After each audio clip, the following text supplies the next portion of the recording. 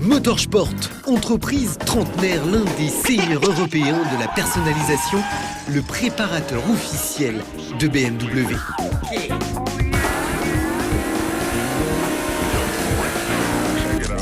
Nous sommes en présence des plus puissantes berlines et coupés BMW jamais construits. M5, M6, muse sportive des séries 5 et série 6, 1014 chevaux AL2 soufflés par 2 V10 de 5 litres, évoluant dans les stratosphères des hauts régimes à plus de 8000 tours minute.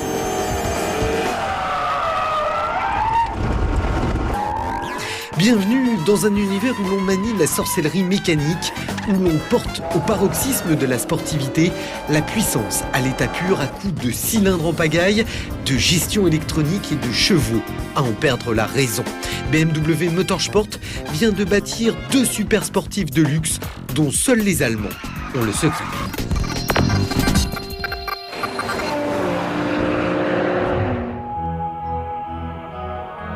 Arrêtons-nous quelques instants, ça fait du bien, pour découvrir nos 2 BMW. De son côté, la M5 fête ses 20 ans d'existence avec aujourd'hui le seul V10 5 litres au monde tournant à 8250 tours dans une berline de série. L'univers de la Formule 1 est passé par là. Malgré un petit écart d'empattement avec la M6, la berline M5 lui a donné ses éléments organiques, ses trains roulants, son moteur et sa boîte SMG3 à commande au volant, à cet rapport. Depuis 1984, il y a eu 4 générations de M5, toutes en leur temps plus impressionnantes les unes que les autres. Pourtant, la M5 se veut avant tout discrète, puissante mais sobre, peu d'ostentation. Mis à part quelques artifices bien adaptés, il n'y a guère que sa poupe qui signale son pédigré avec cette ligne d'échappement biflux et ses jantes de 19 pouces. Il est vrai qu'un coupé 2+2 avec la griffe M, c'est plus chic. La M6, plus légère de 45 kg, provoque sans équivoque. La modernité de ces lignes, plus acérées que tempérées, ce regard déterminé, toucheront forcément les amateurs de belles carrosseries.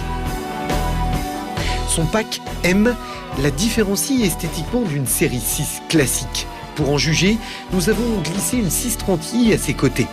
Sans rien retirer à son élégance naturelle, la M6 est plus bestiale, se veut plus aiguisée aussi, un brin plus méchante.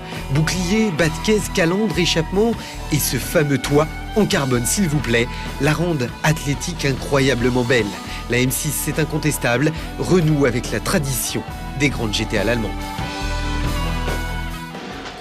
Voilà pour l'essentiel. Le reste, c'est sur le circuit club de Magny-Cours que ça se passe, avec à mes côtés James Ruffier, notre pilote attitré pour un essai haute performance. Alors, M5, M6, 507 chevaux, V10. James, même combat ou pas ? Pour le moteur, oui, exactement le même combat, si ce n'est que la M5 serait plutôt une routière entre guillemets, c'est-à-dire un peu plus confortable, un peu plus lourde. Plus homogène, mais c'est vrai que la M6 à côté est beaucoup plus typée sportive, donc lorsqu'on a des gros freinages à effectuer, des virages en appui un petit peu rapides, la voiture a une meilleure tenue de route que la M5. Moi j'ai trouvé quand même l'agrément moteur exceptionnel. Le V10 il marche, il a du souffle, il est généreux, puissant. Les voitures sont vraiment incroyablement performantes et endurantes également. Ne serait-ce que la gestion des freins par exemple, qui généralement sont assez perfectibles au bout de 2-3 tours. Ici on peut arriver jusqu'à 200, 220, 230 km/h, faire un freinage très tard, comme avec une voiture de course, et la voiture s'arrête la première fois, la deuxième fois, la troisième fois et encore. La boîte SMG, 3e génération, 7 rapports. On est quand même très proche de l'univers Formule 1. C'est vrai, c'est vrai que la boîte, on peut également la régler au niveau des changements de rapport pour que les rapports se changent plus rapidement. C'est extraordinaire ça. Ah ouais, c'est assez fabuleux. Donc on peut être en position confort avec des changements un petit peu plus longs et position un petit peu plus sportive où les rapports sont vraiment très proches. Moi je l'ai trouvé quand même relativement brutal. C'est un petit peu brutal. L'esprit sportif est conservé, même en ce qui concerne la gestion de l'ESP qui s'appelle en fait chez BM DSC. Et même à ce niveau-là, la configuration sportive est conservée. Généralement, un ESP se déclenche relativement tôt.